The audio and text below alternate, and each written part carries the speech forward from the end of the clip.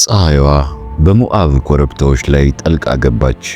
ከዚህ በፊት ብዙ ሐዘን የቀመሰችውን ምድር ረጃጅም ጥላዎችን ጣለችበት። 3 ባሎቻቸው የሞተባቸው ሴቶች በመንገድ ላይ ቆመዋል። አንድ መንገድ፣ አንድ ምርጫና 3 የተሰበሩ ልቦች። ኑኃሚን የሁለቱን ምራት ልጆቿን አጥብቃ ወደ ኋላ እንዲመለሱ፣ ወደ ሕዝባቸው እንዲሄዱ፣ ከፊት ካለው መራራ መንገድ ራሳቸው እንዲያደኑ ስትገፋፋቸው ድምጿ ተንቀጠቀጠ። አንዷ ሳመቻትና እያለቀሰች ዞራ ሄደች። ሌላኛዋ ግን አልተንቀሳቀሰችም። አይኖቿ ወደ ኑኃሚን ተቆልፈዋል። በማይናወጥ ቁርጠኝነት የበረታና በዚያ ቅጽበት በታሪክ ውስጥ የሚያስተጋባ ቃላት ከነፍሷ ፈሰሱ። የትም ብትሄጂ አብሬሽ እሄዳለሁ፣ በምትቆይበት እቆያለሁ። ሕዝብሽ ሕዝቤ ይሆናል፣ አምላክሽም አምላኬ። ስሟ ሩት ይባላል። ከብሶት የተወለደው ይህ ውሳኔዋ ከነገሥታት ወደሚበልጥ ዕጣ ፋንታና በክርስቶስ የደም ሥር ውስጥ ወዳለ ቦታ እንደሚወስዳት አላወቀችም ነበር። ሩት ወደ ቤተልሔም ዓይኗን ከማየቷ ከረጅም ጊዜ በፊት ድርቅና ረሃብ መሬቱን እንደ ስውር ሌባ ጠራርጎ ዘርፎታል። ረሃብም የሕፃናትን ሆድ አቃጥሎታል። አየሩም ከእግዚአብሔር ያልተመለሱትን የሰዎች ከባድ ጸሎት ተሸክሟል። በቤተልሔም በሚገኝ አንድ ትንሽ ቤት ውስጥ አቤሜሌክ፣ ሚስቱ ኑኃሚንና 2 ልጆቻቸው ማህሎንና ኬሊዮን በጸጥታ ተቀምጠዋል። ዳቦ ጠፍቷል። የዘይት ማሰሮቹ ሊደርቁ ትንሽ ቀርቷቸዋል። መቆየት አንችልም አለ አቤሜሌክ በመጨረሻም በከባድ ድምፅ። አንድ ሰው ውሳኔውን አውቆ ሲናገር ብዙ ነገሮችን ሊቀይር ይችላል። በሙት ባህር ማዶ ስለምትገኘው ስለ ሞዓብ ተናግሯል። እርሻው አረንጓዴና ገበያውን የሞላ ነው። ያን ቀን ምሽት ኑኃሚን በቤቷ የተረፈውን ነገር ሰበሰበች። ጎረቤቶቻቸውን በሹክሹክታ ተቃወሟቸው። የቃል ኪዳኗን ሀገር ለማያውቁት ምድር ብለው ጥለው መሄዳቸውን አልወደዱላቸውም። ወደ ሞዓብ የሚደረገው ጉዞ ረጅም ነበር። መንገዱ በገደል የተሞላ ሲሆን ወደ ደረቅ ሸለቆዎች ዘልቆ የገባውና የሚያሸበርቀውን የሙት ባህርን ውሃ ያቋርጣል። ይህንን መንገድም ሽፍቶች እንደሚፈነጩበት ይታወቃል። ምንም እንኳን እያንዳንዱ እርምጃቸው በሕይወታቸው ቁማር እንደመጫወት ቢቆጠርም ተስፋ ግን አልቆረጡም። ሞዓብ ቤተልሔም አይደለችም። ሰዎቹ ማነጋገራቸው የተለየ ነው። ኑኃሚን አይታው የማታውቀውን የአለባበስና የአመጋገብ ዘይቤ ነበራቸው። ለተወሰነ ጊዜ ሕይወት መስመር ያዘላቸው። ማህሎንና ኬሊዮን ኦርፋ እና ሩትን አገቡ። ቤታቸው በደስታ ሞላ። በጋራ ማዕድ ሲቋደሱ፣ ሲሳሳቁ ያስቀኑ ነበር። ነገር ግን ጸደይ ወደ በጋ እንደተለወጠ ደስታ ወደ ሐዘን ተቀየረ። አቤሜሌክ በአንድ ክረምት ምሽት ልቡ መምታቷን አቆመች። ኑኃሚን ባሏን በሞዓባውያን ሰማይ ስር ቀበረችው። 10 ዓመታት አለፉ። ከዚያም ሞት ገና ጭካኔ የተሞላበት ሥራውን ያላጠናቀቀ ይመስል የኑኃሚን ልጆች ሁለቱም ታመሙ። መድኃኒት ሊያድናቸው አልቻለም። በአንድ ወቅት የቃል ኪዳን ምድር የተባለችው መሬት ላይ ሁለቱንም ልጆቿን ባንዴ ቀበረች። 3 መቃብሮች፣ 3 ሴቶች እና ቤቱን በሙሉ የሚውጥ የሚመስለው ዝምታ።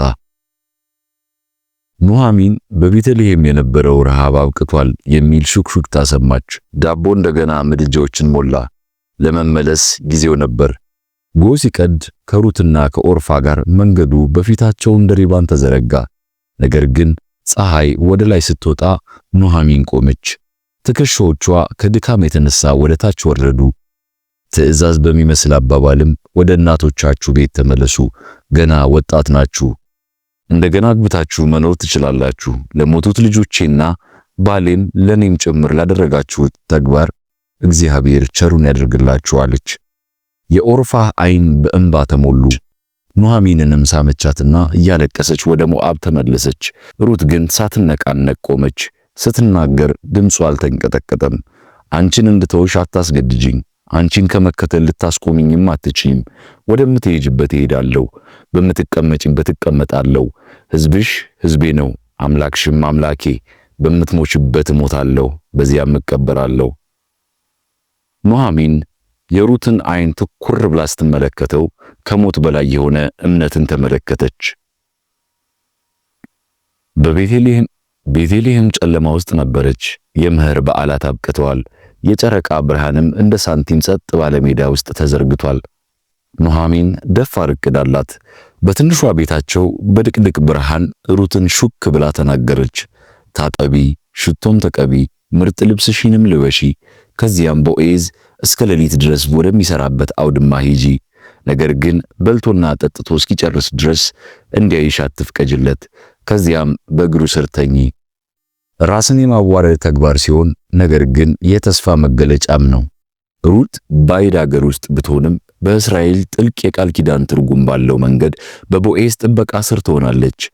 በዚያች ምሽት በእህል ክምር መካከል እንደ ጥላ መራመድ ጀመረች። ቦዔዝም በዕለቱ ሥራ ደክሞና ረክቶ ሌቦችን ለመከላከል በተከመረ ገብስ አጠገብ ተኛ። ሩት በጸጥታ ቀረበች። ከእግሯ በታች ያለው የገለባ ፍርፋሪ ሹክሹክታ የለውም። እግሩ ስር ተኛች።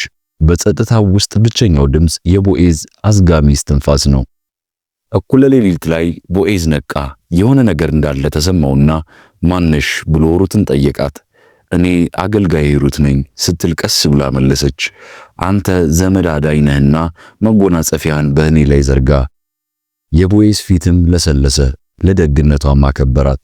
ወጣት ወንዶችን ከማሳደድ ይልቅ ለቤተሰቧና ለእግዚአብሔር ሕግ ያላትን ግዴታ ስላከበረች፣ ሆኖም እሷን ለማግኘት የሚቀርብ ሌላ ዘመድ እንዳለ አስጠነቀቃት። ሁሉም ግን በማለዳ እልባት እንደሚያገኝም ቃል ገባላት። ጎህ ሲቀድ ቦዔዝ ሩትን 6 መስፈሪያ ገብስ ይዞ ወደ ቤቱ አላካት።